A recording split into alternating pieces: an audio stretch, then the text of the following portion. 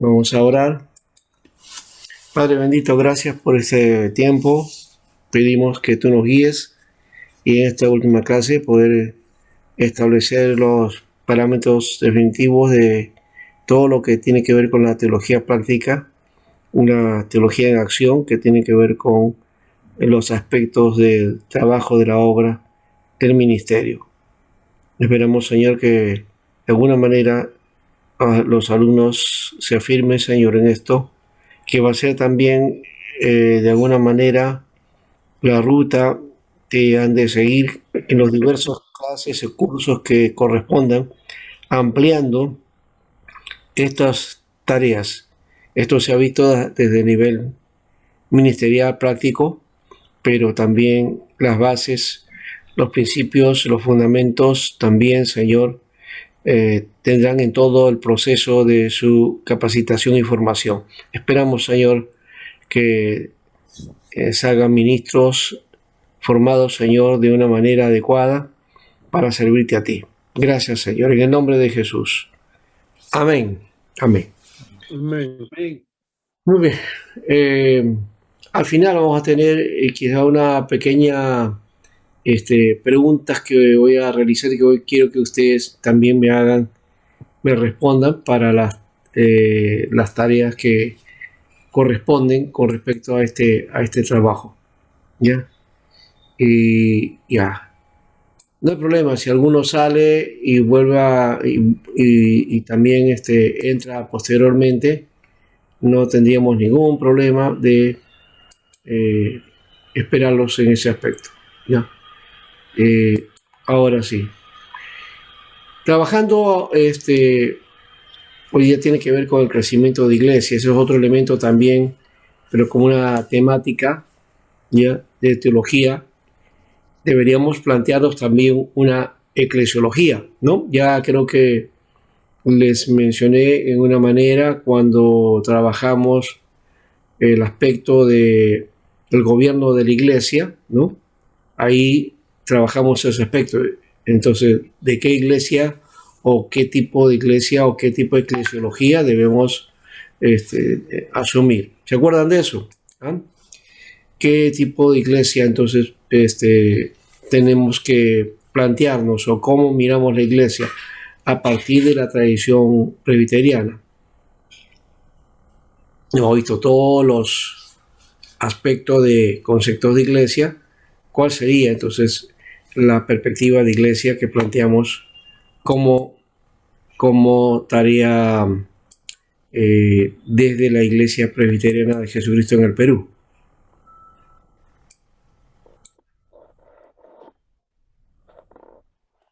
¿Alguien quiere responder? Con una sana doctrina, pastor, basados en la fe y en la gracia y la esperanza en Cristo. Ya, bien, pero eso es quizá una respuesta que tiene que ver con también otra pregunta que sale, que subyace de eso. ¿Qué cosa es sana doctrina, no? ¿No?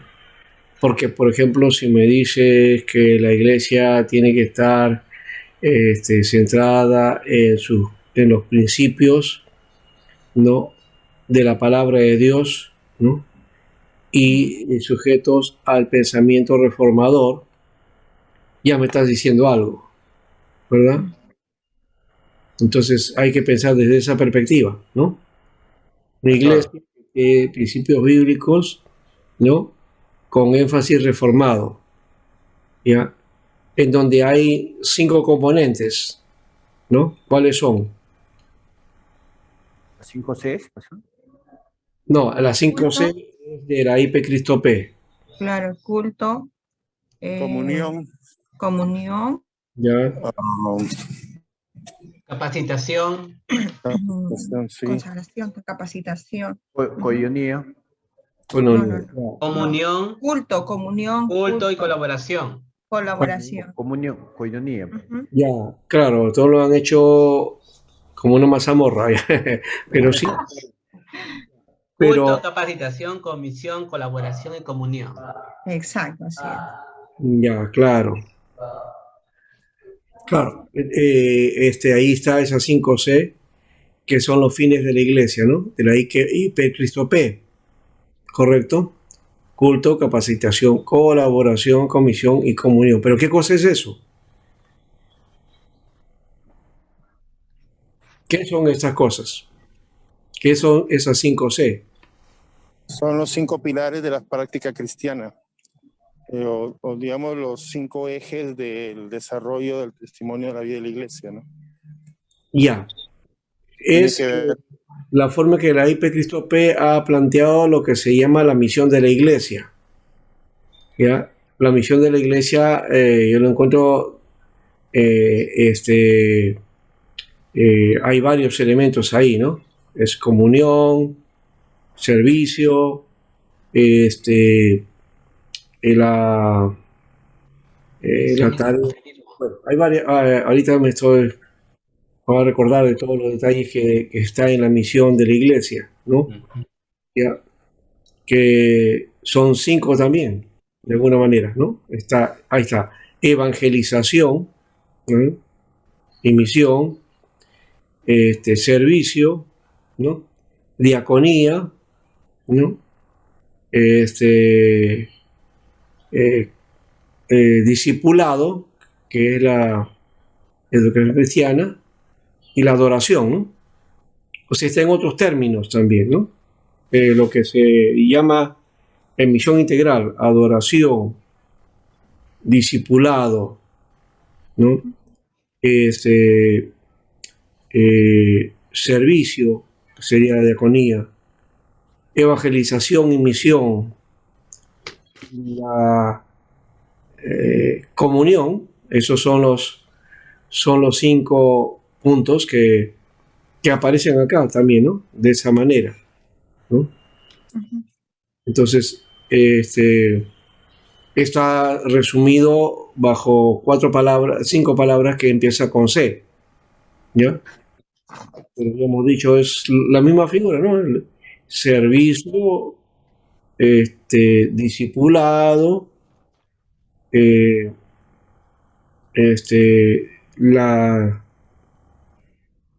la adoración, luego la evangelización y luego comunión, ¿no? Entonces, La santificación de la básicamente esos son las tareas de misión de la iglesia, ¿no? O sea, ¿ya? Los 5 ejes de la misión de la iglesia, así sería, ¿ya? Acá se plantea como fines de la iglesia, ¿no? Pero estos 5 que estamos planteando son 5 de la misión. Bueno, y así está trabajado. Pero algo más tiene el fundamento de la iglesia reformada. ¿Ya? Hay 5 también, 5, ¿cómo le llamaríamos? Pilares o ¿Columnas? A ver, ¿cómo le llamaríamos? Como si pilares, principios serían, ¿no? Que le llamamos las 5, no son estrategias, son las 5 solas. 5 solas, claro. Las 5 solas, que es el fin principal, en este caso de la IP Cristo P, ya, Solidio Gloria. que está basado en el lema de los reformadores, ¿no? Ya, solo Sola Dios la gloria. sola gracia, sola escritura, Sola fe. ya, sola fe. ¿qué más? Solidio Gloria. Solo Cristo, ¿no? Y al final, solo gloria a Dios, ¿no? Entonces, estos elementos están ahí, 4 o 5, eso depende también cómo lo planteemos, ¿no? Entonces, la sola gracia, la sola escritura, Sola fe. la sola fe, solo Cristo y solo la gloria de Dios, ¿no? Solidio Esos son Gloria. elementos de la reforma, ¿no? O que fueron los lemas de la reforma, ¿ya? Que también son parte de la característica de la iglesia de la IP Cristo P, ¿no? Posiblemente otras iglesias no hacen énfasis en eso, Sí, son iglesia, pero no son parte. Estoy hablando de la iglesia reformadora, pero como iglesia también tenemos entonces algo que plantearnos aquí, ¿ya? ¿Qué es la iglesia? ¿Cuál es la definición de iglesia? Eso es lo que vamos a plantearnos ahora. ¿Cuál es la definición que debemos tener?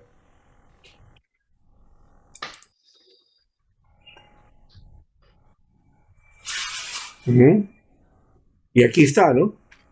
En la Constitución aparece. Definición de la iglesia.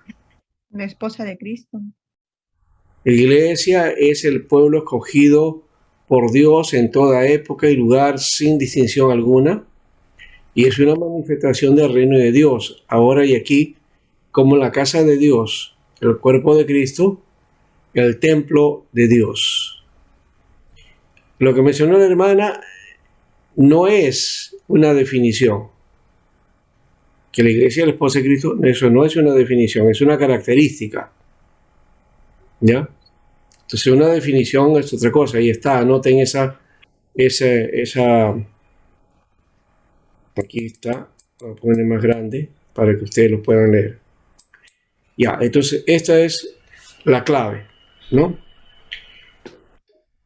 Y también está, ese es el elemento clave de la iglesia, no la IP Cristo P, no es la iglesia reformada, sino la iglesia de Cristo, ¿no? La iglesia como tal, ¿ya? Lo otro es la iglesia local o congregación, o la congregación.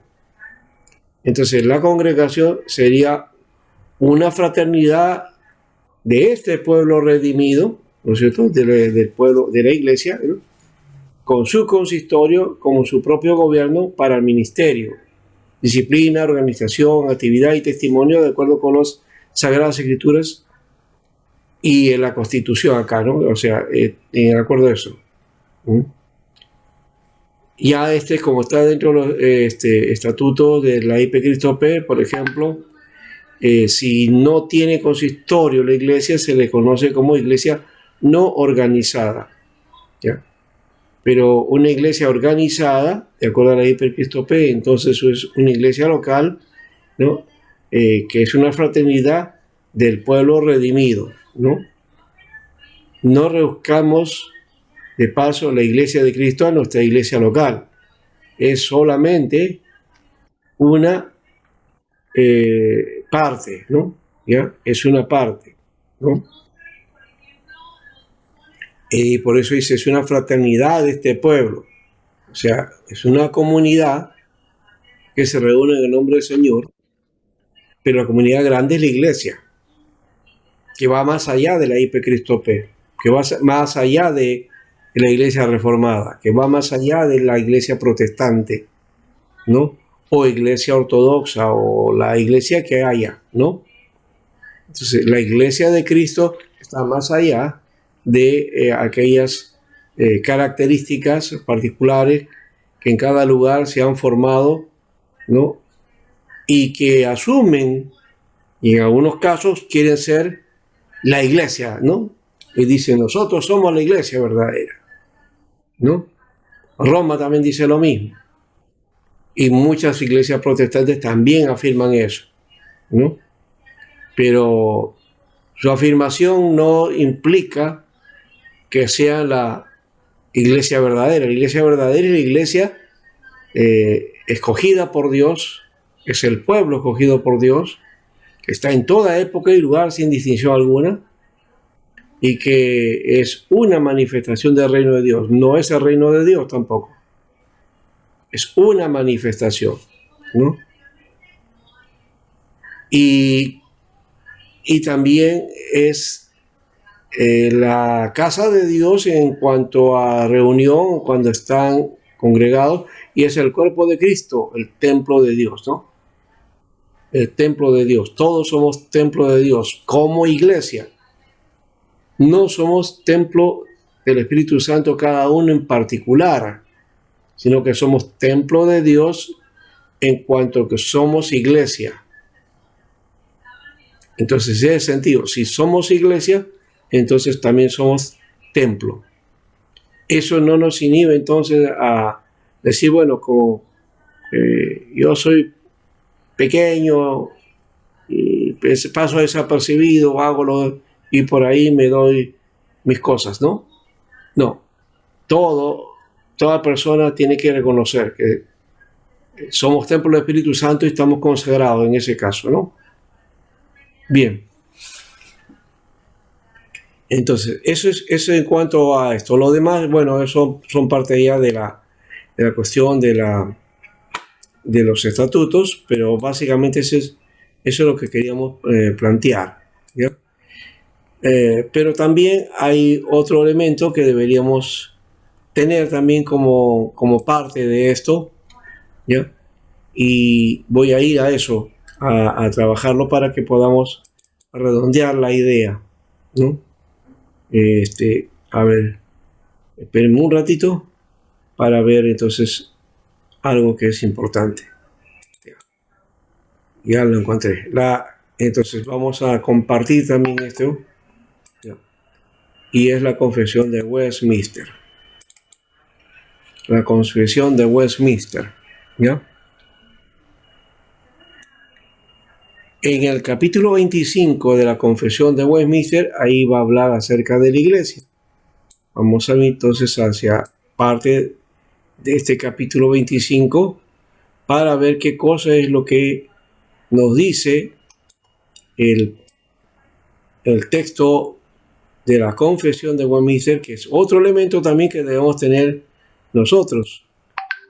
Y de paso, en el ministerio tienes que tener dos documentos que deben aprender de una manera. Uno es la Constitución o los estatutos con su reglamento, y el otro es la confesión de Westminster.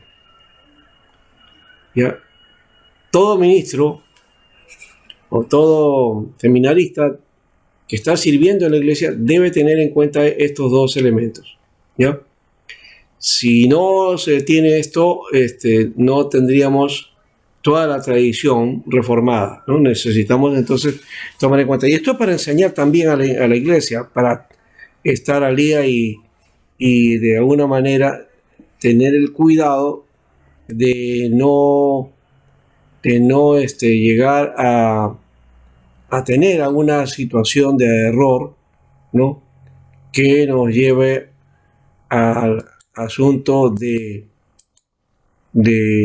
cometer alguna falta. Entonces, aquí está el concepto de iglesia de la confesión de Westminster. ¿Qué dice ahí? A ver, ¿lo alcanzan a leer? ¿Alguien me lo puede leer?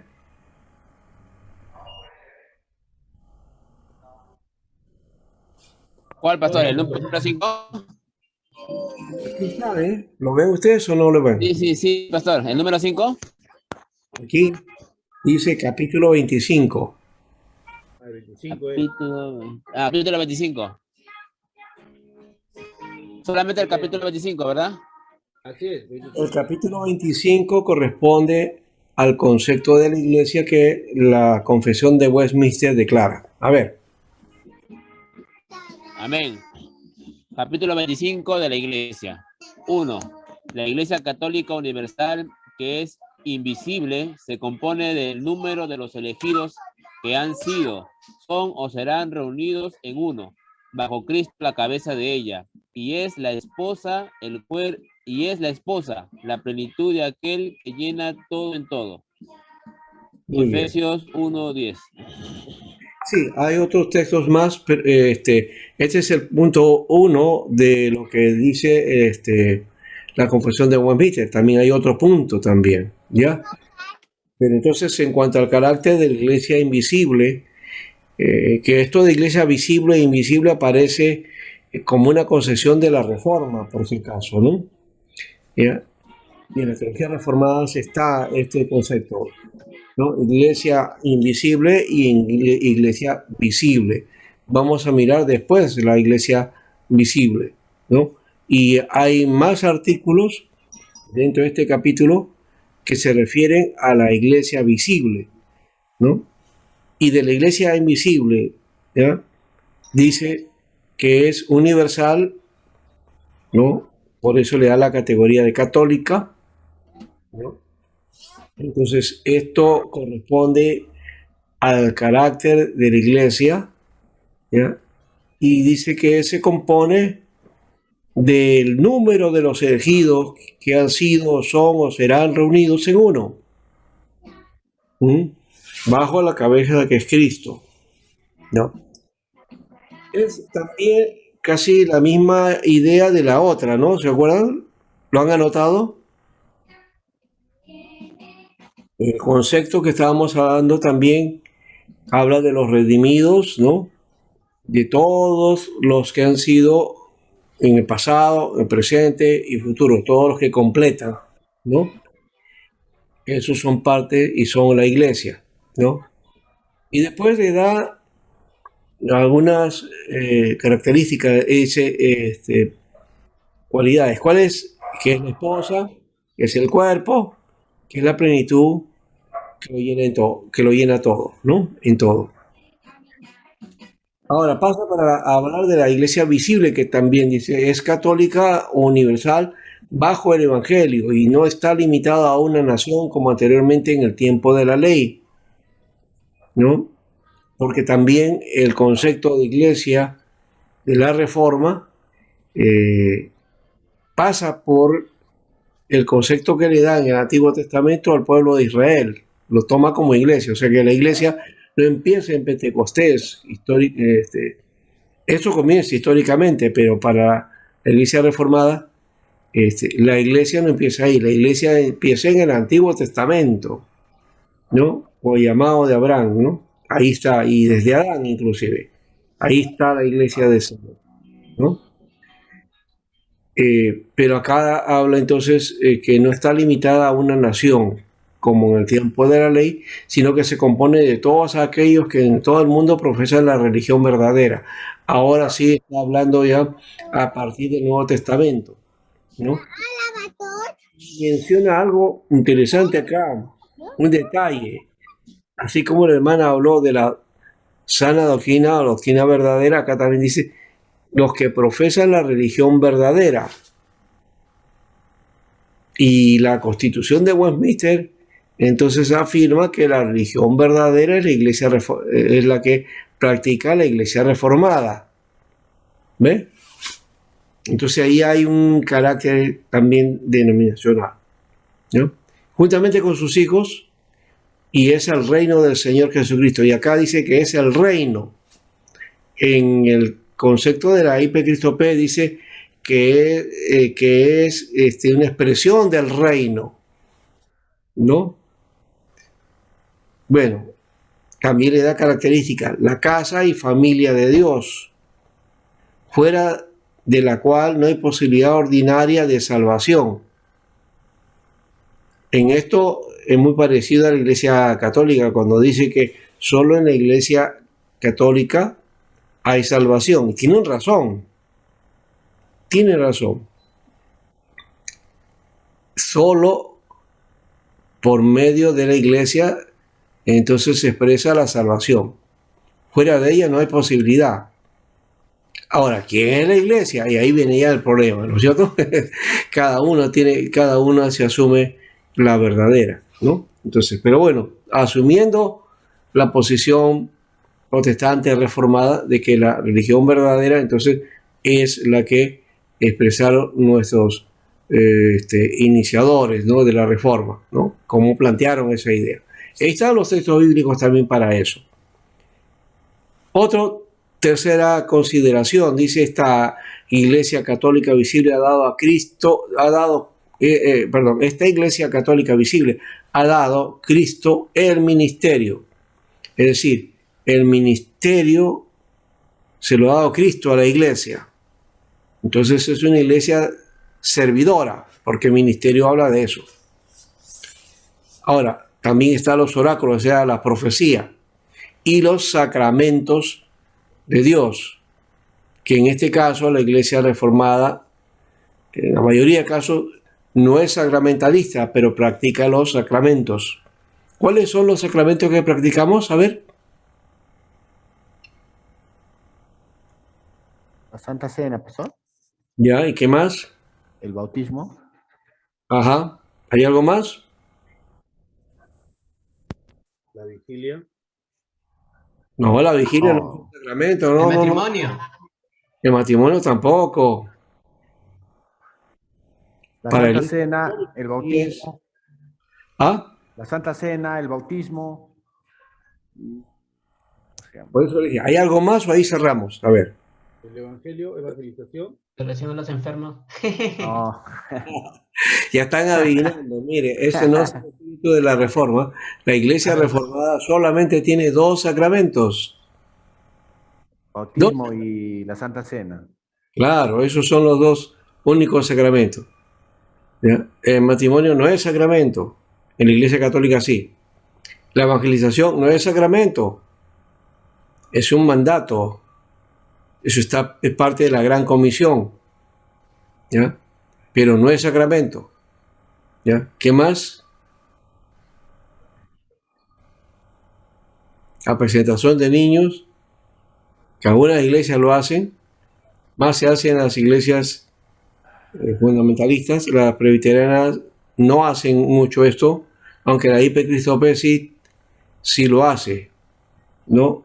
Ya cada iglesia local propone ese aspecto, ¿no? Y en algunas también pues deciden no hacerlo, ¿no? Más bien hay acá el bautismo de niños, ¿no? Esa es la práctica de la iglesia reformada, ¿no? Esa es una diferencia con las iglesias evangélicas en general, ¿no? Que son de carácter anabaptista. ¿Cuál es el carácter anabaptista? Es que rebautizan, o sea, no, el bautizo de otra iglesia no la considera, especialmente la católica, ¿ya? Pero hay otros que son rebautizadores, o sea, anabaptistas, ¿no? O reanabaptistas, ¿no? Como el movimiento misionero, por ejemplo, ¿no? Un hermano de otra iglesia va al movimiento misionero, se congrega ahí, no puede ir con su certificado de bautismo de la otra iglesia y decir, bueno, yo ya me bauticé. Dijo, no, te tienes que bautizar de nuevo, te dice, ¿no? Entonces, eso ya es otro elemento de ese movimiento, no corresponde a lo que es el movimiento reformado. Luego también está dice, esta iglesia católica ha sido más visible en unos tiempos que en otros, y las iglesias específicas que son parte de ella son más puras y menos puras. Bueno, eso catalogando en cuanto el tipo de miembros que hay, ¿no? Y considerando también el testimonio, que a veces algunos no tienen un buen testimonio, ¿no? De acuerdo a cómo se enseñe y se abrace la doctrina del Evangelio y se administren los sacramentos y se celebre con mayor o menor pureza el culto público en ellas, ¿no? Todo depende de los congregantes, pues, ¿no? Y cuál es su conducta, su actitud frente a Dios y también a la sociedad. Bueno, ahí hay otros textos bíblicos, ¿no? Y hay un quinto punto también aquí, creo que ahí termina. Las más puras iglesias bajo el cielo están expuestas tanto a la impureza como al error. Y algunas han degenerado tanto que han llegado a ser no iglesias de Cristo, sino sinagogas de Satanás. Mire, la confesión de Westminster es muy fuerte ahí. Sin embargo, siempre habrá una iglesia en la tierra para adorar a Dios conforme a su voluntad, porque el Señor siempre tiene su remanente, ¿no? Muy bien, si quieren anotar o en todo caso también darle un flash, Captura de pantalla. una captura de pantalla. Pero yo necesito a que ustedes tienen unas cosas de paso, ya que estamos en teología práctica. Consideren, ya hemos dicho, es infaltable la Constitución y los reglamentos, Constitución, estatutos y reglamentos, y la Confesión de Westminster. Porque ahí sí veo que hay una falencia. La IP Cristo P no hacemos énfasis en la confesión de Westminster. Tampoco es que tenemos Pastor, sería bueno que nos compartas, que pastor. trabajar al pie de la letra, no, sino que tiene que ver también con tener ese parámetro para que no nos vayamos por otro lado también, ¿no? Y para darle el perfil.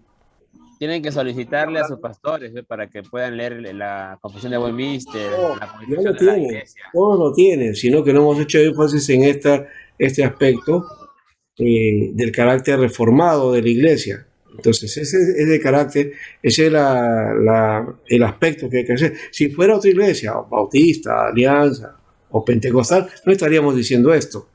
No, pastor, lo que yo comento es como, también yo como quizás como anciano, por ejemplo, antes que yo sea anciano, yo no conocía mucho la confesión de Westminster, ¿no? Pero ahí, y también dentro de nuestras denominaciones hay hermanos que no conocen o no quieren, no llegan a conocer. Ya, es verdad ese aspecto, sí. Porque no lo estamos popularizando o no estamos entrando dentro de este aspecto, ¿ya? Que sí es necesario. Hay otro punto acá, el punto 6, dice, no hay otra cabeza en la iglesia sino el Señor Jesucristo. Ningún papa de Roma puede ser cabeza de ella, ya que aquel es anticristo. Ese es un carácter, esta confesión de Westminster es bastante anticatólica, ¿no? Que va contra el papa y le llama anticristo, ¿ya? Me hace acordar a un misionero coreano que él planteaba que el anticristo es el papa, ¿no? Pero eso era del siglo XVI, hoy día ya no se define así, ¿no? Entonces hay que entender eso. Esto, por ejemplo, sí está un poquito desfasado de nuestro tiempo, ¿no? Pero lo demás está bien. Lo demás creo que es importante asumir. Además que, claro, cualquiera puede ser un anticristo, el papa, cualquiera que se oponga a Cristo y cualquiera que se ponga en nombre de Cristo, ¿no? O sea, haga uso de que es, o reemplazando a Cristo, como reemplazando a Cristo, ¿no? Eso es un anticristo, ¿ya? No necesariamente alguien que esté en contra, porque puede estar a favor, pero usurpando su lugar, ¿no? Bien, entonces ahí tenemos nosotros un elemento y Carlos decía algo, ¿verdad, Carlos? ¿Pastor? Tú como anciano dices, No, sí, yo como le estaba compartiendo, a veces, como antes que sea anciano, no conocía la confesión de Westminster, ¿no? Y recién ahora la conozco, ¿no? Ya desde que soy anciano, ¿no? Pero a veces también nuestras iglesias tienen esa falencia que no conocen, ¿no? Y sería bueno recalcar eso siempre, ¿no? A las iglesias siempre enseñar a los hermanos, ¿no? Nuestra confesión, el reglamento, la constitución de la IP Cristo P, que también no saben, ¿no? Desconocen. claro. Eso sí se pide, en toda iglesia tiene que saber un miembro para que sepa las condiciones y cuáles las consideraciones que tiene como institución también y como iglesia. Incluso yo me diría también que nuestros hermanos que estamos acá estudiando deberíamos conocer la confesión de Westminster y la constitución de la iglesia IP Cristo P, ¿no? Como seminaristas, ¿no? Deberían tener se le puede decir, esa noción, ¿no? Esa noción. Ya, claro que sí. Y desde aquí yo les doy a eso, ya no es una tarea, pero sí, todo seminarista debe aprender, debe conocer la Constitución y la confesión, ¿ya? La confesión de Westminster. Ahora, tú eres anciano, entonces, no, Carlos, entonces, ¿has sido delegado a la asamblea?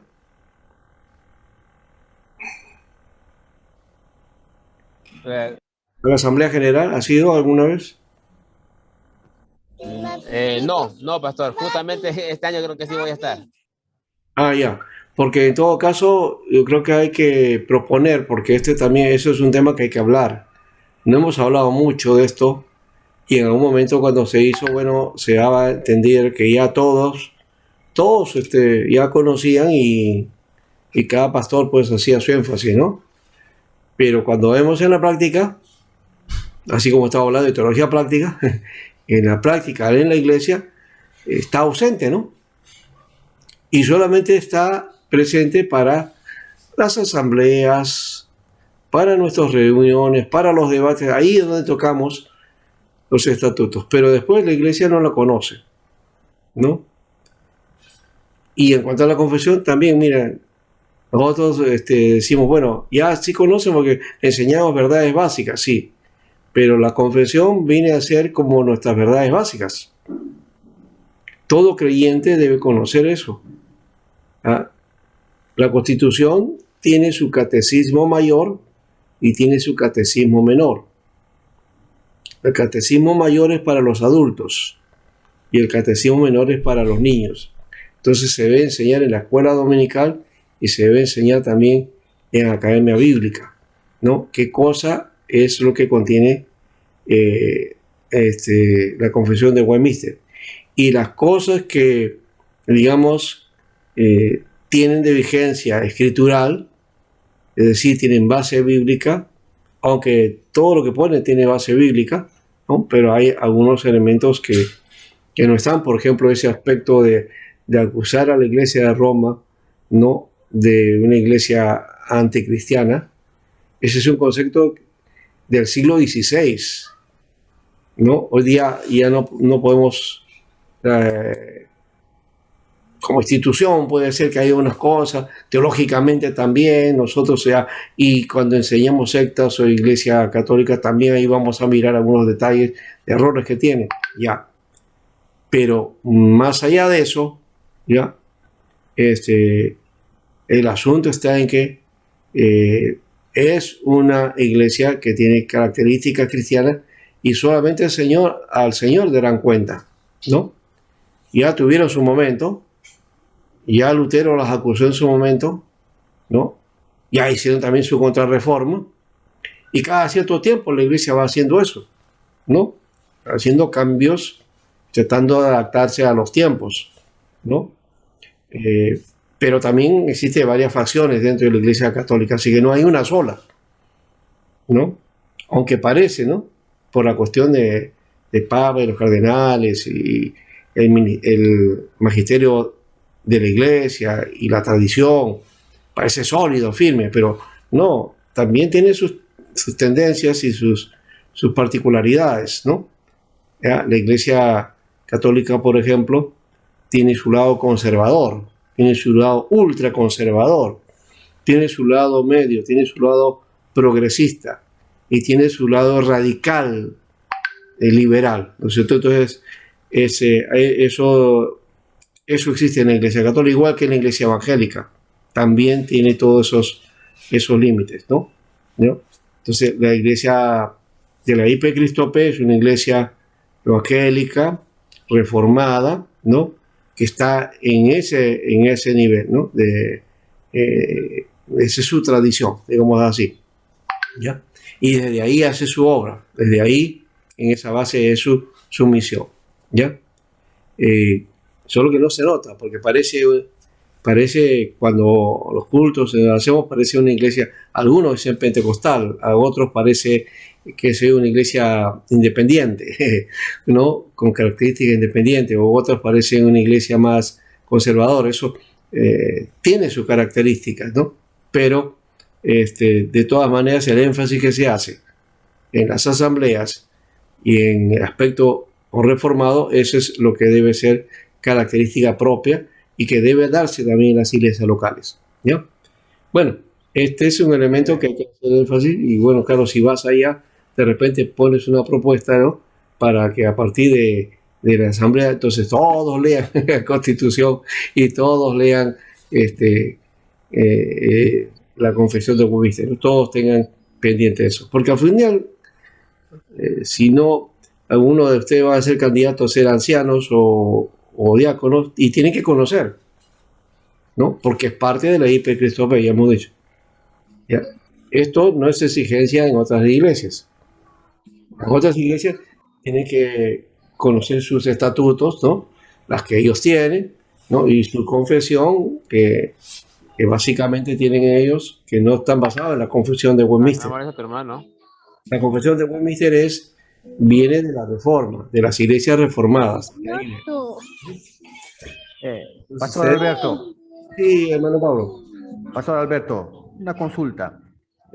Usted, cuando estábamos hablando de iglesias, nos estaba comentando que en el Perú existe iglesias también presbiterianas, ¿no? Pero en caso de nosotros somos iglesias presbiterianas en el Perú, ¿no? Pero hay otras iglesias presbiterianas.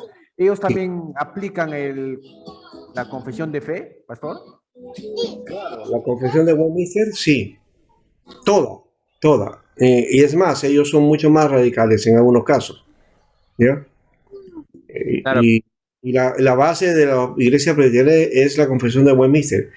Eso está cantado y lo enseñan, inclusive. Lo enseñan. ¿Ya? Ahora, tengo que corregirte. La iglesia a la que estamos no es iglesia presbiteriana, así a secas. Tampoco es iglesia presbiteriana en el Perú. Es iglesia presbiteriana de Jesucristo en el Perú. ¿Ya? Ese es el nombre. Por gusto no está.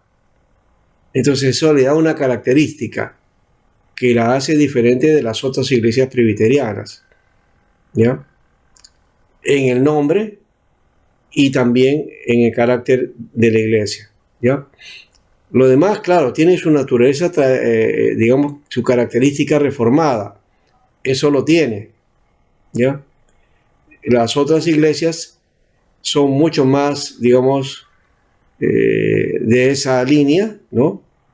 Porque, por ejemplo, en algunas iglesias no se permite cantar alabanzas, solamente himnos y salmos. Esa es una característica de una de las iglesias presbiterianas, ¿no? Que es muy, muy fuerte en eso. Entonces, nada de coros, nada de alabanza moderna, nada de renovación de la alabanza, nada de eso. ¿Ya? Es himnos y cánticos espirituales o salmos, ¿no? Los salmos. ¿Ya?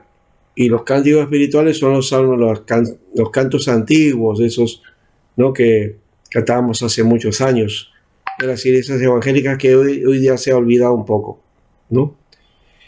Esos son algunos, inclusive, porque en otros solamente himnos y salmos, nada más. Himnos y salmos. Ya ahí hay una diferencia en cuanto a la alabanza, en cuanto al culto, ¿no? ¿Cuáles son las expresiones en el culto? ¿Ya? Igual son presbiterianas. Y lo son, y ellos marcan esa pauta. ¿Ya? Entonces, esas iglesias, mirando a la iglesia presbiteriana de Jesucristo en el Perú, diría que no es presbiteriana, ¿no? Porque permite alabanzas diversas, ¿no? Permiten la expresión de aplausos, permiten la expresión de levantar las manos, permiten la expresión de alegría en el culto, ¿no? Esas iglesias son más rígidas, entonces en la alabanza son diferentes, ¿no? Entonces no nos marcarían, y más todavía, si hablas de los dones y de la sanidad, de los milagros, de la profecía, de don de lenguas, ellos dirían, entonces no son presbiterianas, porque la presbiteriana está basada en la teología calvinista y eso no contiene o no está dentro de la teología calvinista. Entonces la hipercristología tiene una característica que no la ha desarrollado, que es otra cosa, pero esa es la característica, diferente a las otras iglesias presbiterianas. En todo caso, podríamos llamar que es una iglesia presbiteriana renovada, para decirlo en un término bueno, ¿no? Un término más entendible, ¿no? En Corea le llaman iglesia presbiteriana pentecostal, ¿no? Eso sería la característica. Acá sería una renovada, ¿no? Por decir algo, pues, también, ¿no? Entonces ya se han dado cuenta entonces la característica. Entonces eso también es lo que hay que analizar y trabajar. Y creo que no solamente está esto a nivel de la asamblea, también desde el seminario tenemos que ir formando estos aspectos y estas características porque ustedes son el semillero para el futuro, o para los que van a llevar entonces la obra, la tarea, o la están llevando, y ya tienen que plantearse eso como una definición de iglesia. ¿Para qué? Para entonces, a partir de ahí, entonces desarrollemos las tareas. Sin identidad no se puede, ¿no? Sin identidad nos marchamos por aquí, marcamos por acá, allá, como nos parece, ¿no? Y no hacemos, entonces, vamos cada una a ser diferentes, entonces, ¿dónde está la característica? ¿No? Eso creo que es importantísimo manifestarlo, y lo hablo desde esa perspectiva, ¿no? Solamente porque estamos en este aspecto y es una iglesia de carácter reformado, ¿ya?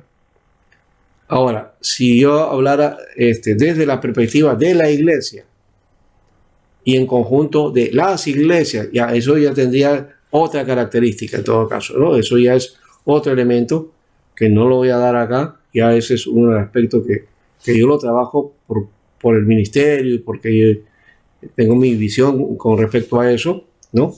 Eso ya es una cuestión aparte. Pero considerando que la iglesia entonces se debe a esto, y ojo, eso sí, tener en cuenta que son de la Iglesia Presbiteriana de Jesucristo del Perú, que es parte de el cuerpo de Cristo, la Iglesia Universal, ¿no? Entonces somos también parte de los redimidos. Entonces también hay que mirar ese otro lado, ese otro lado que lo estoy mencionando a ustedes, que es mi visión con respecto a la iglesia. Pero no hago este énfasis en este momento. Yo sé diferenciar entre uno y otro y cómo comportarme desde esa perspectiva, ¿ya? Porque representamos a la iglesia del Señor finalmente. No representamos a la IP Cristo P, sino a la iglesia del Señor. A ella nos debemos. Por medio de ella entonces está la redención. Ese es el sentido que encuentro en la Constitución y en los estatutos también, ¿ya? Pero como tiene el carácter reformado, ya es el otro elemento que ya tiene que ver con la iglesia denominacional o local, ¿no? ¿Ya? Que tiene que ver con esa iglesia local se constituye en una institución y a eso le llamamos denominación, ¿no? Que hoy está venida menos porque las denominaciones como que no están muy fortalecidas hoy día, ¿ya? Pero todavía creo que tienen cierta vigencia, aunque a futuro posiblemente va a haber cambios, ¿no? Para entender, a futuro no sé, de algunos años que de repente lo denominacional ya no va a ser lo vigente, sino otra figura, ¿no? De la iglesia que se manifieste en esta tierra, ¿no? Y a eso ya es otra cuestión. ¿Ya? No vamos a hablar de eso porque eso ya tiene que ver con el desarrollo de la eclesiología y la misión también, ¿no? Cómo se va a dar a futuro, eso ya no nos compete. No vamos a hacer futurología, ni adivinación, ni profesión, ni profecía con respecto a eso, porque no sabemos cómo va a ser ese asunto. Lo que sí sabemos es que la iglesia que está surgiendo hoy día es una iglesia que tiene sus particularidades y que ya inclusive tiene diferencias marcadas con lo que es lo evangélico propiamente, ¿no? Que fue en su origen, ¿no? Entonces sale de algunas pautas. Y a eso, por eso le digo, esa es la proyección ahí. La Cristo P tiene que seguir su proyección, pero desde sus principios reformados, desde ahí. Y renovar esos principios reformados también, porque no se trata de mirar al pasado para ser como el pasado, ¿no? Estaríamos como los menonitas, ¿no? Como los Amish, ¿no? Que ellos se quedaron en el tiempo y creen que ahí está la verdad de todo. No, la iglesia tiene que ir renovándose, la iglesia tiene que ir reformándose. Eso ya es una cuestión que ya compete a nosotros en todo caso, ¿no? Pastor Alberto. Sí. Pastor Alberto, la I Cristo P está basada en el calvinismo reformado, ¿no? Cuando Así es. el pastor Aquiles, cuando estaba en vida, él también nos enseñaba, ¿no? Esto que está basada en el calvinismo reformado, pero no quedarnos, ¿no?, en el calvinismo reformado. Y medio que no le entendí mucho a qué se refería, ¿no? A esto, pues que esa es la base de la iglesia, pero la iglesia tiene que ir renovándose, ¿no? Una de las características que tiene la hipercristopé es una apertura al Espíritu de Dios, a las manifestaciones que el Espíritu Santo quiere hacer. Eso, por ejemplo, no es del calvinismo reformado, ¿ya? Porque el calvinismo reformado en muchos casos es secesionista, ¿no? Cree en la cesación de los dones, por eso es cesacionista, ¿no? El hipercristopé no es así, es continuista, es decir, cree que los dones siguen vigentes hoy. Todos, sin lugar a dudas. No hay ningún don que haya sido descartado. Todos están en vigencia. ¿Ya? Entonces, parte de otra característica. Y eso es lo que le hace ser particularmente especial dentro de, digamos, del espectro de las iglesias presbiterianas, ¿no? Entonces, eso es lo que había que aprovechar, ese carácter, que no lo estamos aprovechando. Pastor, entonces lo que usted nos está explicando es que la iglesia presbiteriana está reformándose constantemente. ¿Eso es lo que nos está explicando? Esa es una característica de todas las iglesias reformadas, que la iglesia reformada siempre reformándose, pero el problema es que muchas de ellas han caído en la tradición y no se están reformando. Se están quedando más bien en aquellas cosas que han aprendido, ¿no? Y no se han actualizado. Y otras se actualizan, pero también caen en otros errores, ¿no? De adaptación del tiempo.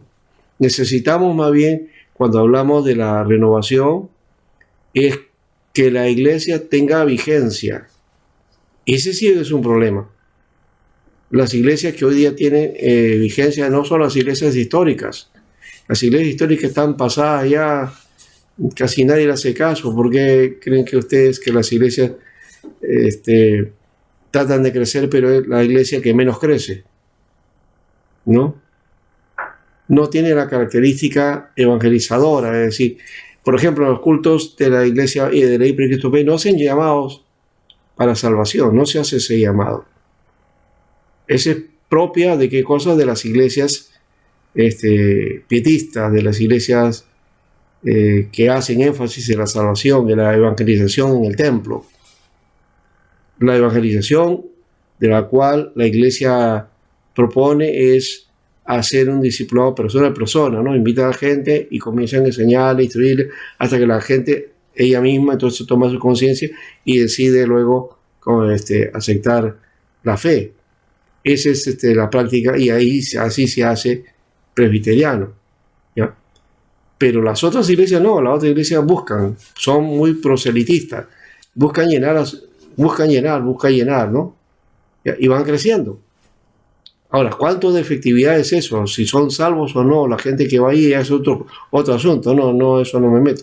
Pero sí sé que se hace, pues, práctica de la oración de fe, la confesión de fe, la confesión o la oración de penitencia, como le llaman uno, de penitente, ¿no? Y se repite esta oración, ya muy bien, ya, ahora eres salvo. Ya has nacido de nuevo. ¿Es una oración lo que te hace eso o es realmente esa experiencia de encuentro con Dios? Entonces ya es una cuestión que tienen que ver ellos así, ¿no? Es su práctica. Pero yo creo que el encuentro con Dios es definitivo y ahí es donde se produce ese nuevo nacimiento. ¿Ya? ¿Cómo es eso? La iglesia presbiteriana no tiene ese modelo. No hay un modelo para eso. ¿Ya? Y tampoco hacemos el énfasis, ¿no? O sea, no es una iglesia que tiene carácter soteriológico. No es esa. O por lo menos no lo expresa. ¿Ya? El carácter salvífico va ampliado con la realidad, con las situaciones y otros elementos. No solamente el alma.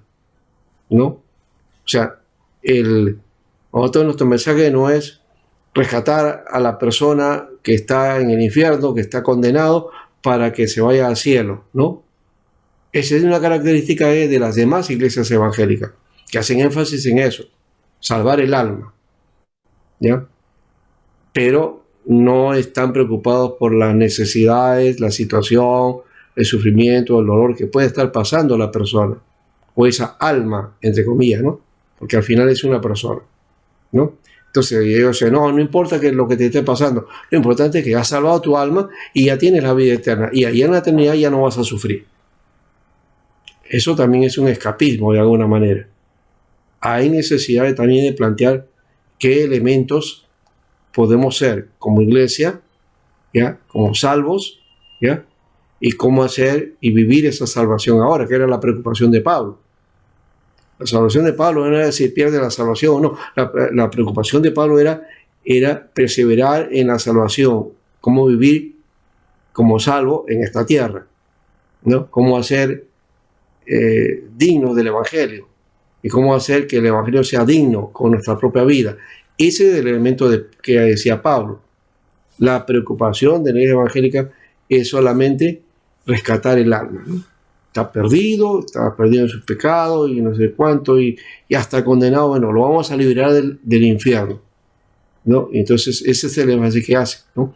Entonces, ¿por qué? Porque dice que Dios se alegra por un pecador que se arrepiente, ¿no? Entonces, ya, muy bien, ese arrepentimiento está bien, pero lo hacemos en el sentido de como que estás en una cruzada, un rescate, ¿no? Hay gente que se está yendo al infierno, hay gente que está muriendo, que se va a la condenación. Entonces, antes que se vaya a la condenación, prediquémosle para que cambie su condición. Ese es el énfasis y la premisa, ¿no? Así es. ¿Ya? La iglesia presbiteriana no hace mucho ese énfasis, porque no es ese el lenguaje en el que predica, ¿no?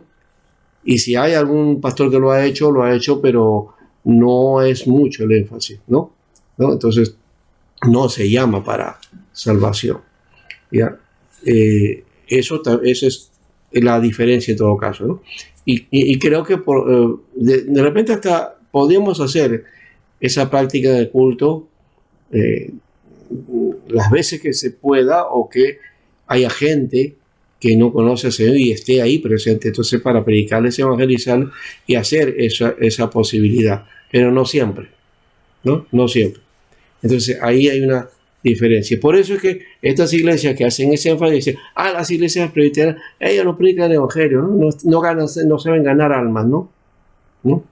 No es una iglesia evangelizadora. Las iglesias evangelizadoras sí están con esa línea, ¿no? La alianza es una experta en eso, ¿no? Cómo rescate, cómo gente les predica el evangelio y la gente viene, ¿no? Los carismáticos también hacen, pero bueno, ellos ya han marketeado el asunto, ¿no?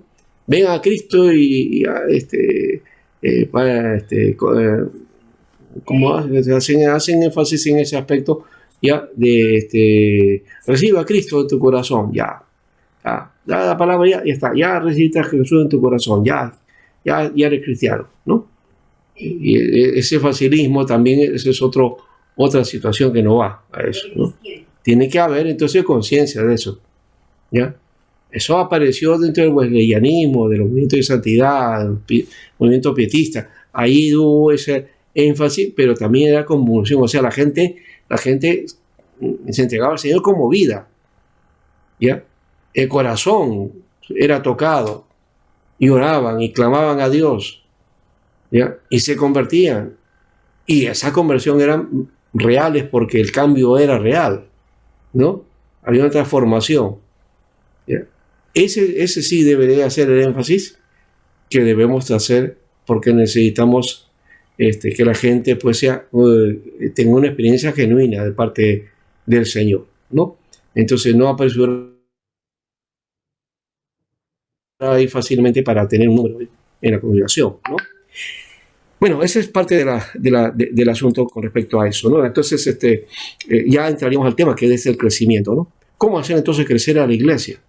Porque hoy estas iglesias que tienen esa característica son las que más han crecido. Tienen un número de gente, ¿no?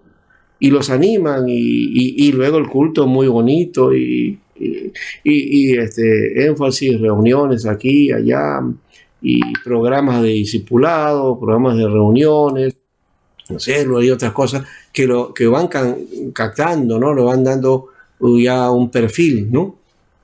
Toda una cuestión en donde va a entrar el nuevo creyente a ser parte de todo un grupo donde él va a ser participante también, ¿no? ¿Ya? Algunos le han llamado inclusive de la rueda religiosa o de la iglesia, ¿no? Que es un número y van monitoreándolo, ¿no? ¿Ya? Hasta dónde va, ¿ya? Y si llega líder o no, y todo eso, y cómo después como líder también tiene su lugar, su faceta, ¿ya? Todo ahí, todo un control, ya, ese ya es un extremo en todo caso también, ¿no? ¿Ya? Porque mantener una iglesia en crecimiento, con un número grande, también es complicado, ¿no? ¿Ya? Es complicado. ¿Ya? Entonces no tenemos ahorita en la IPEC, ¿cuántos son los miembros? Una iglesia 30, 40, máximo serán 50, y algunas por ahí llegará a 100, ¿no? Y eso todavía, no pasamos de 100 y de 200, eso todavía no se ha visto. ¿Ya? Ya si llegamos a 200, y eso sería espectacular. Y si llegas a 500, uy, eso sería pues una cosa extraña realmente, ¿no? Entonces, pero todavía no se ha visto eso, ¿no? Y tampoco estamos haciendo el énfasis para eso, ¿no? Y tampoco estamos abriendo espacios para que se abran otras iglesias también, porque las que hay, entonces imagínense ustedes, se preparan, se forman, salen, ¿a dónde van a ir? Con las iglesias que hay ahora, no hay posibilidad. Se tienen que abrir nuevas. Entonces hay que pensar en eso, ¿no? En una tarea de misión de ampliar. Y entonces comenzar a hacer nuevas obras, nuevas tareas, ¿no? Y de esa manera que le estamos explicando, ¿no? Tratando de darle ese perfil, pero siempre también con esa renovación, ¿no? Que les permite entonces a las personas cubrir también sus necesidades y también estar identificándose también con la iglesia, ¿no? Esa es otra cuestión que tenemos que tomar en cuenta, ¿no? Y lo demás no nos preocupemos porque también hay gente que ya viene un poco, son pocas, pero que han pasado por esas experiencias, esas iglesias, y ahora están buscando realmente afirmarse. Y he encontrado gente que viene así y dice, no, aquí he encontrado, ¿no?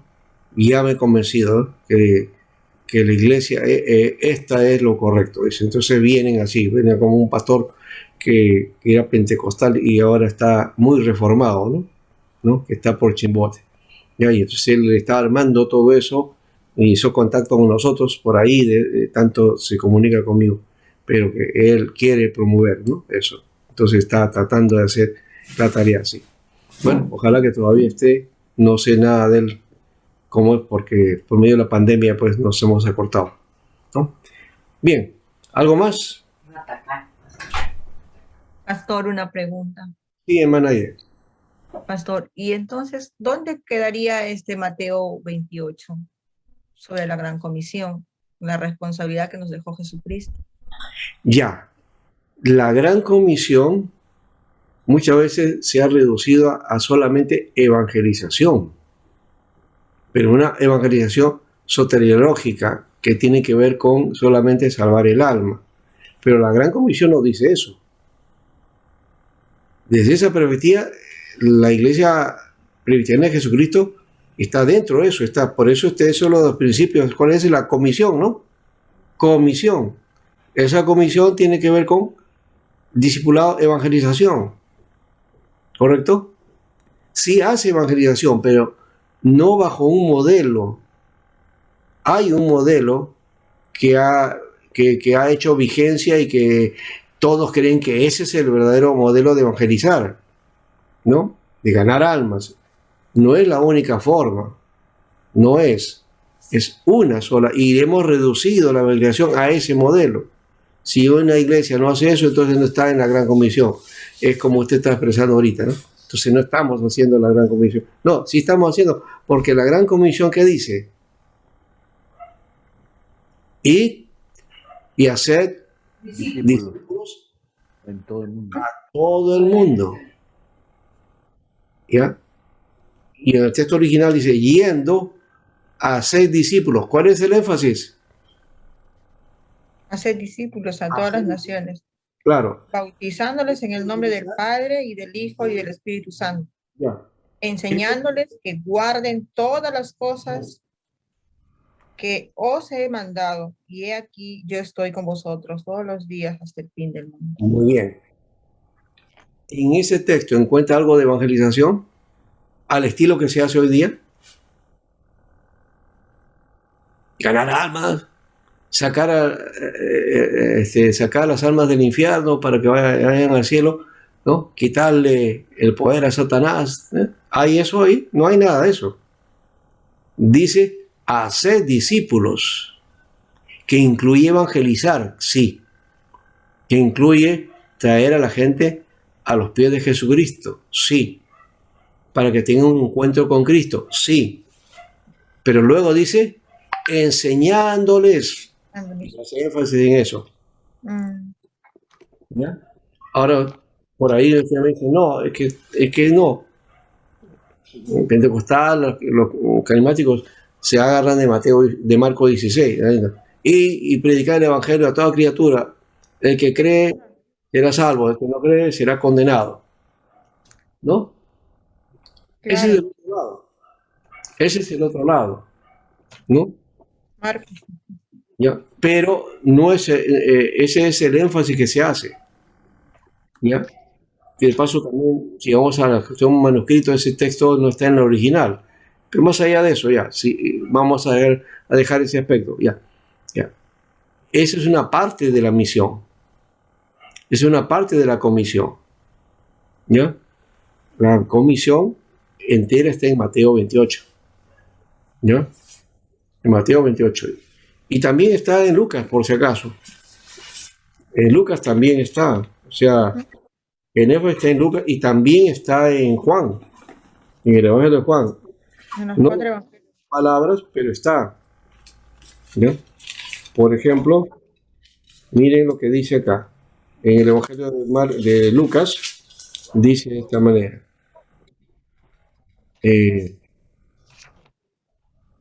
A ver. Ve lo que dice. Así está escrito. Ve, Lucas 24, 46, 47. ¿eh? Les dijo, así está escrito y así fue necesario que el Cristo padeciese y resucitase de los muertos al tercer día. Es la obra que hizo Dios. Ahora la comisión. Y que se predicase en su nombre el arrepentimiento y el perdón de pecados en todas las naciones, comenzando desde Jerusalén. Ese es el elemento de la misión, de la comisión, ¿no? En el discipulado, ¿qué cosa hay? Que se predique, ¿ya? Arrepentimiento y perdón de pecados.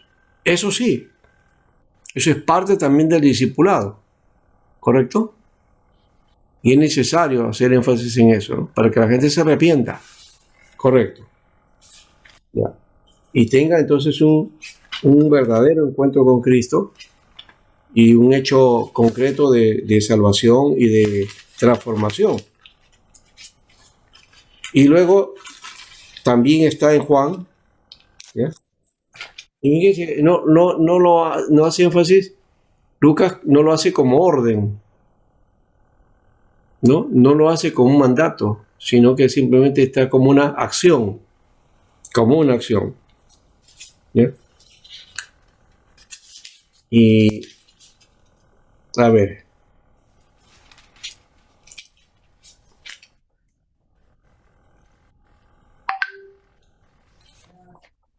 está en el capítulo 20 de Juan.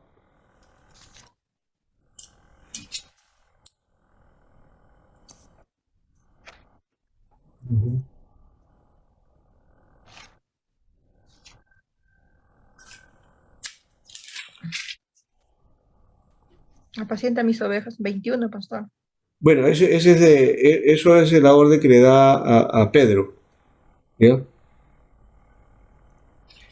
Está en el 20 y miren de qué manera está cuando se aparece a los discípulos. Dice que cuando llegó la noche, 19, ¿no? 20-19. En aquel mismo día, el primero de la semana, estando las puertas cerradas en el lugar donde los discípulos estaban reunidos por miedo de los judíos, vino Jesús y puesto en medio les dijo, pasa a vosotros. Y cuando les hubo dicho esto, les mostró las manos y el costado, y los discípulos se regocijaron viendo al Señor. 21. Entonces Jesús les dijo otra vez, pasa a vosotros. Como me envió el Padre, así también yo os envío. He dicho esto. Y luego dicho esto, sopló y les dijo, recibid el Espíritu Santo. Y luego, a quienes remitieren los pecados les son remitidos, y a quienes se los retuvieren les son retenidos. ¿Ve? Aquí otra característica de esa misión. Entonces, si reunimos nosotros esos 4 características, ahí vamos a dar la integridad de todo lo que es la evangelización y qué cosa es el discipulado. ¿Se dan cuenta? O sea, no es uno solo. ¿Eh? Entonces, si nos basamos sobre predicar, evangelizar, pero, o sea, ganar almas en el estilo de eso, pero no le estamos dando arrepentimiento para perdón de pecados, no le estamos, no estamos cumpliendo con la misión de remitirles el pecado o retenerles, ¿no? Dependiendo de la situación, ¿no? O de no enseñarle todas las escrituras, ¿no? O todas las enseñanzas, ¿ya? Entonces, estaríamos faltando. Entonces, hasta ahora yo veo que las características que tenemos de la evangelización está corta, no está integrado todos. Todo lo que Jesús indicó a los discípulos lo hemos recortado a solamente una sola cosa o a algunas cosas, ¿no? Falta todavía, ¿ya? Hacemos énfasis en uno o en otro, pero no estamos haciendo el todo de esa misión, ¿no? Esa es ya cuestión de que tiene que ver con la evangelización y la misión, ¿no? Entonces, ese es otro tema, ¿no? Que es rico también, eso tenemos que trabajar ya en otro momento, ¿no? Para ir desarrollando. Y creo que van a tener que hacer eso, ¿no? Porque, recuerden, están en los inicios, ¿ya? Estos son temas que ustedes van a ir ahondando más, ¿no? Hay que trabajarlo, ¿ya? Por lo menos yo les estoy dando ese parámetro para que desde ahora ya ustedes vean la amplitud que tiene toda esa misión que Dios ha dado a la iglesia, ¿ya? Entonces no está reducido a un solo punto, ¿no? Tiene varias características y hay que hacerlas, cada una de ellas, hacerlas firmes para que los creyentes que se vayan, que vayamos formando, sean también creyentes firmes, ¿no? Y no sean volátiles, ¿no? Que por viento de doctrina se llevan por ahí, ¿no? ¿Ya? Esa es la idea, ¿no? Para que no estén de una iglesia a otra, saltando de otra iglesia a otra, ¿no? Que tenga identidad, pastor. Claro, pues, claro, ese es el asunto, ¿no? Más teología nos falta, pastor. Y eso es así, ¿no? Y eso que les digo, porque yo he experimentado varios, yo vengo de la Alianza, trabajé en asambleas de Dios, viví mi experiencia pentecostal en la Alianza, haciendo de la Alianza todavía, ¿no? Fui a la asamblea, ahora estamos en la presbiteriana, ¿no? Y yo veo que ese aspecto se está cumpliendo de alguna manera, o sea, y quiero bendecir de esa manera a la iglesia también, ¿no? Entonces, estoy dando entonces a ustedes este parecer que creo que es conveniente y adecuado, ¿no? Muy bien, entonces sobre eso es lo que estamos planteando. Vamos a, no sé, una pregunta más, si hay alguno, ya hemos pauteado, pero tomen en cuenta esos pasajes que hemos seguido, ¿no? En los 4 evangelios, cuando se trate de la gran comisión, y solamente hemos hecho énfasis de, miren, una sola cosa, que también de paso nos estamos olvidando, sí está en lo que corresponde a la constitución de la IPCRISTOP, ¿no? Cuando hablamos de eso, en la 5C, ¿no? La 5C nos dice acá, ¿no es cierto? Culto, que es servicio, adoración, capacitación o educación, ¿no? Que viene a ser también la formación.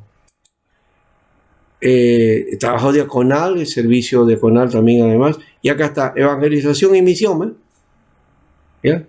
Y dice, creemos que nuestra misión eclesiástica, que Él ha dejado, no ha terminado y es nuestra tarea cumplirla hasta cuando Él retorne otra vez para llevarnos a su reino eterno. ¿Ya? Así que a ligas misioneras, estudiantil, juvenil, femenil, varonil, se hagan reuniones autónomas, pero que van a predicar este aspecto, ¿no? La evangelización, ¿no? Que tiene que tener. Entonces, sí está presente, ¿se dan cuenta? Ahora, ya les dije, ¿cuál es la característica? ¿O cómo se hace eso? Ya, ese es otro elemento. Si solamente vamos a reducirlos a lo que hacen algún grupo, que hacen ese énfasis nada más, ¿no? Salvífico, pero que no tiene eficacia porque al final, sí, yo sé que algunos se salvan. Yo en ese modelo conocí al Señor. Yo lo conocí al Señor, pero no lo hice y ni hice mi decisión porque hubo un llamado de un predicador que por primera vez había escuchado y ya pasé adelante. A mí me costó eso. Me costó. Yo no me hice convencer así nomás. Escuché muchas prédicas, muchos estos, y escuché muchos llamados y los momentos estos, cuando decía no, esto no, yo soy cristiano, en otro no soy, no, en otro, de repente me entrego al Señor y no voy a dar buen testimonio, mejor no.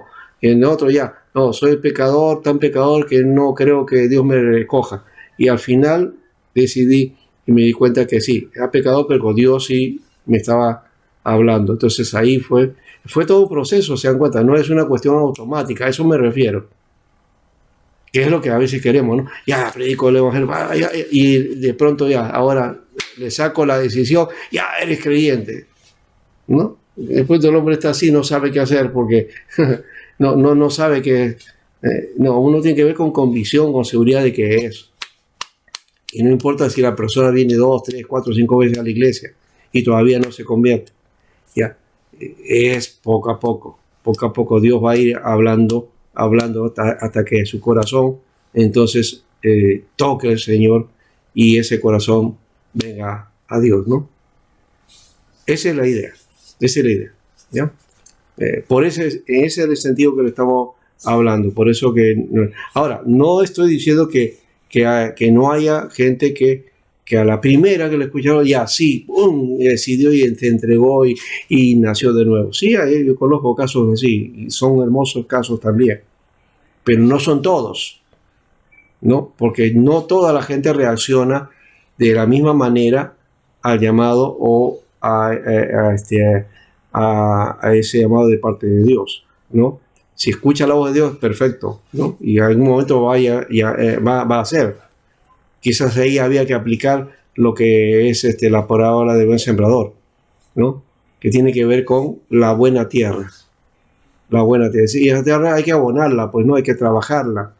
Y ese es el lado del discipulado justamente, ¿no? Que se va abonando esa tierra para que ya cuando esté ya dispuesto, ahí, entonces la semilla germina ahí y echa raíces, ¿no? Ese es el proceso.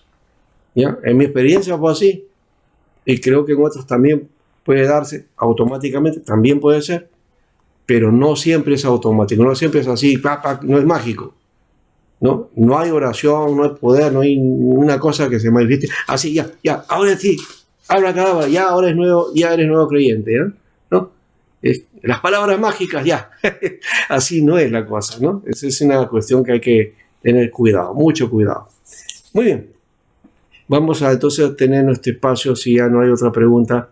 De los demás, como no me han expresado nada, pero en todo caso vayan pensándolo porque voy a ir preguntándolo, me hacen bien a ellos, ¿no? Pastor, disculpe, una consulta.